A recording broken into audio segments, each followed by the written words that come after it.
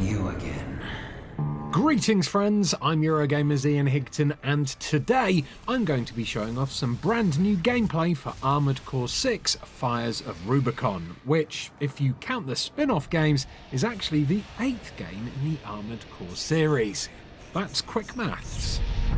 Armored Core 6, however, is a bit of a reboot for the entire series, and even though the first Armored Core came out in 1997, which was way before Dark Souls was even a glimmer in From Software's eyes, this new installment to the series has definitely changed up its gameplay to appeal to the massive Soulsborne fanbase that the company has grown. But exactly how close is Armored Core 6's gameplay to something like Dark Souls or Elden Ring? Well, that's what we're here to find out today, as I, in a bid to anger all of the veteran Armored Core players out there, bring you 7 ways that Armored Core 6 is Dark Souls with mechs. Kind of. Let's get to work.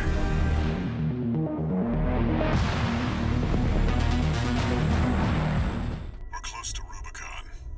Wake the dog up. Handler Walter verified. Activating cerebral coral control device. Augmented human C4621 has awakened.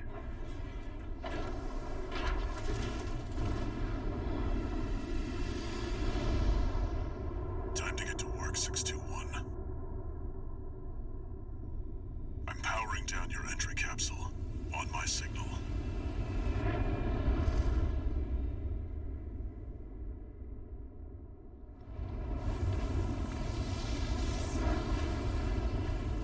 Now, activate the AC.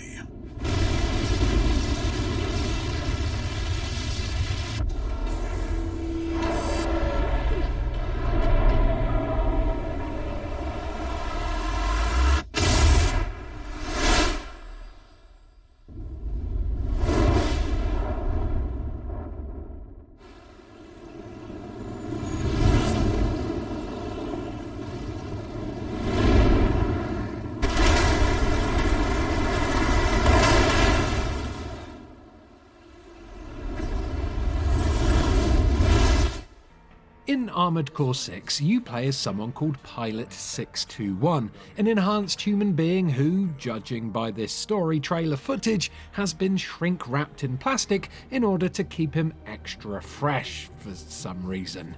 After the previous 620 pilots get decommissioned by bad guys, 621 gets activated and sent out into battle by their handler, Walther. Oh, and 621 has also lost their memory too, because of course they have. Spend as long a time in shrink wrap as 621 has, and you'll probably be begging for a memory wipe too. So what has 621 been activated for? Well, it's all to do with the new rebooted setting for the game, the ruined planet of Rubicon, which has a very similar, grand, mysterious, fallen kingdom vibe to From's other Soulsborne-style games, albeit here the world is way more sci-fi than fantasy. But why is Rubicon in such a state?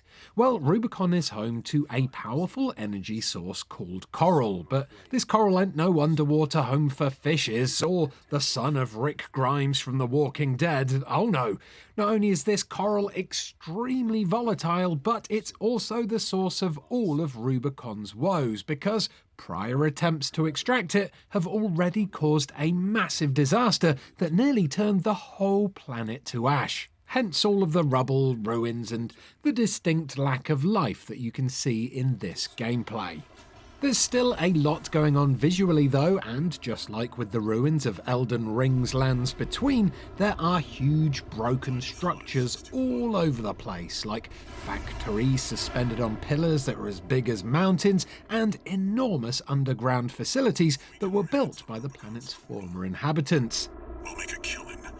Plenty for a merc with a fried brain like you to buy their life back. Thanks to the planetary catastrophe, those inhabitants are now long gone, and in their place are multiple factions and corporations who are now waging war over exactly who will lay claim to Rubicon's remaining coral deposits. Tonally then, Armored Core 6's world is as grim and punishing as anything you'd expect from Software, and it's very in keeping with the vibe of a Soulsborne game. It also doesn't feed you your narrative on a plate, so fans of the abstract lore in games like Dark Souls should get a real kick out of this brand new setting. An AC! Where the hell did that come from? Affiliation unknown. Guerrillas from the Liberation Front. They'll get in the way of our work. Eliminate them.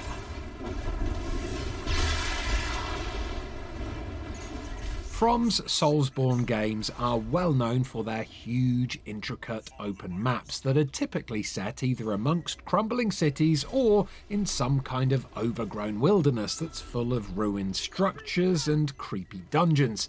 So how does Armored Core 6 compare? Well, we've not seen the whole game yet, obviously, but from what's shown here in this gameplay, you can expect Armored Core 6's level design to be quite different to that of a Soulsborne game. For a start, Rubicon consists of exterior and interior maps, and rather than being interlinked like the Soulsborne games you may be familiar with, in Armored Core 6, everything is way more disconnected and level-based. It's also a lot more constrained than the Soulsborne game, with each exterior level having a holographic barrier around it to stop you from going out of bounds in these expansive open environments. Clear out those guard mechs. Perfect chance to test your AC. The vast open design of the exterior levels also contrasts with intricate claustrophobic interior levels that offer linear winding corridors of pipes, steam and metal. These levels are way more Souls-like in their design, and they bring about a much more traditional Soulsborne feel to the gameplay, as the confined spaces force you to utilise your close-range melee attacks and defences. What really differentiates the level design of Armored Core 6 from Soulsborne games, however, is the verticality afforded by the mech suit's flight ability. Making use of the unique mobility of a mech, players can jump and fly around huge exterior environments, like one set on the back of a giant walking factory, and these levels often stretch upwards as much as they do outwards. Vertical catapults are also in place to launch players up great distances too, and this verticality lends itself to a variety of approaches to each mission, depending on the mech loadout that you've opted for. For instance, players could either fly to an objective and go guns blazing, or maybe they could approach via a bridge on foot and then scan the environments for enemies in advance.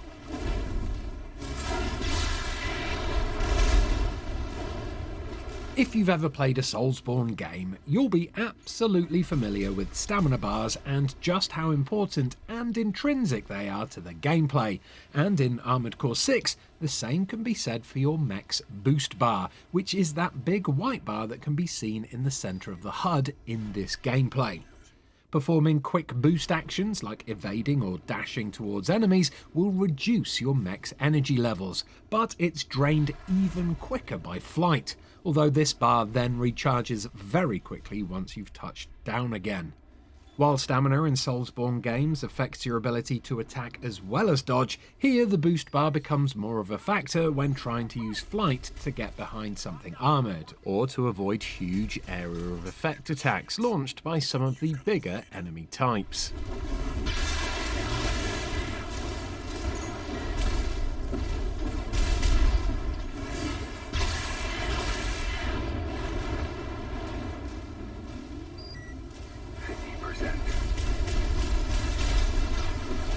While a lot of this listicle has been drawing comparisons to Dark Souls and Elden Ring, there is another from Soulsborne that I've missed out on so far. But no, I'm not talking about Bloodborne.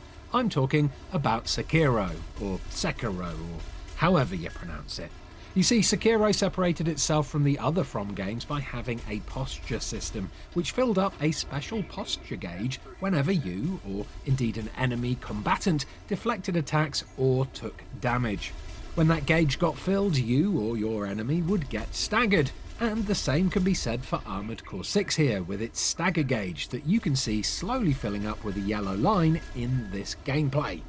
If a mech takes too many hits over a short period of time, that Stagger Gauge will eventually turn red, and then the mech's altitude control system will be overloaded, making it vulnerable for a short time. You've got them now. Make it count, 621. Both continuous hits and big powerful strikes will cause stagger damage, and this encourages you to keep up the pressure on your opponent. The damage inflicted to an enemy's stagger gauge varies from weapon to weapon, but more importantly, it can also be affected by additional factors like distance, adding extra strategy when it comes to equipping and using different types of armaments in combat. That's all for our work here today, 621. One thing you won't find in Armored Core 6 is any bonfires or sites of grace to respawn at when you die. I mean, there could be a few of them tucked away as Easter eggs, I guess, but as for actual functional ones, there are none. Instead, Armored Core 6 has more traditional checkpoints, and this also means that there will be no loss of in-game currency like souls or blood echoes when you die either. At these checkpoints, which are called supply points in the game, it is possible to assemble a completely different type of mech to take back into the battle with you, and you can freely adjust your stats by changing external parts like arms and legs, as well as internal parts that affect your weapons and power. 4 weapons can be equipped across hands and shoulders, as well as shields, while leg parts will have the greatest influence on mobility. This means that, potentially, players can put together a similar range of builds to those found in Dark Souls and Elden Ring. The default Armored Core is a bipedal sword and gun mech, but you can equip quad legs which have a recoil-absorbing hover mode and can then thus serve as a flying artillery platform. Or you could put on tank treads which let you drift and also absorb recoil. Or you could even choose lighter legs with unguided rockets for more of a close-quarters combat DPS fighter. The fact that you can tinker with your mech and change it up whenever you're at a checkpoint, combined with the amount of parts, gauges and numbers to consider, may seem overwhelming, but customization has always been a huge draw of the Armored Core series, so hardcore fans at least should be really happy with what's on offer here.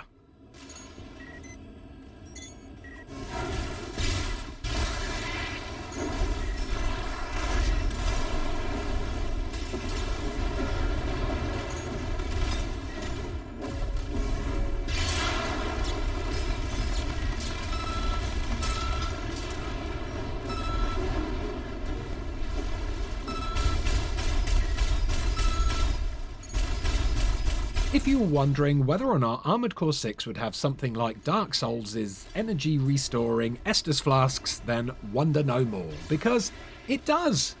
Kind of. In Armored Core 6, you get something called repair kits, which do indeed act like Estus flasks by restoring energy on command. But due to the more forgiving way that death and respawns work in this game, the player mech is limited to only 3 kits at a time. These kits are restocked upon death, but you can also refill them at any supply point that you visit. This is also true for your ammo too, which is finite, so it's well worth stopping by any supply point that you see in order to restock your arsenal and your repair kits. Light shoulder ammunition at 50%.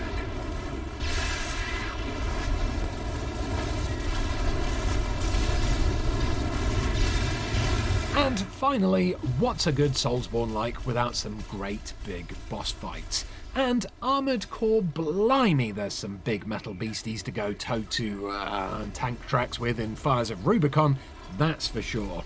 Compared to previous games in the series, there is a much bigger emphasis on giant, abnormal mech bosses here, and they are quite honestly overwhelming.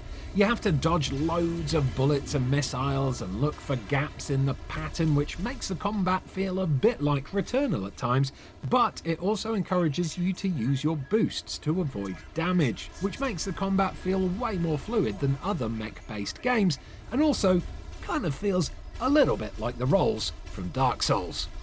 Just like boss fights in Souls games, in Armored Core 6 you're going to need to learn from your mistakes if you want to beat these monstrous mechs. But as I mentioned earlier, it is possible to completely respec your mech when you die, as you'll respawn at the very start of each boss fight.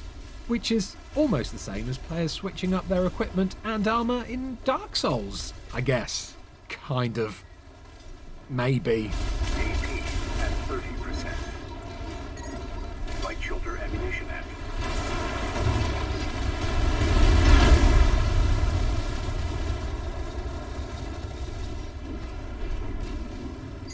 I don't know, what do you lot reckon? Is Armored Core 6 shaping up to be the very first Souls mech game? Let us know in the comments below, like this video if you enjoyed it, and do subscribe to Eurogamer for almost daily videos about video games, and more Armored Core 6 coverage in the future. Go on, please. Honestly, it'll mech our day. No? Well, thanks for watching anyway. Goodbye.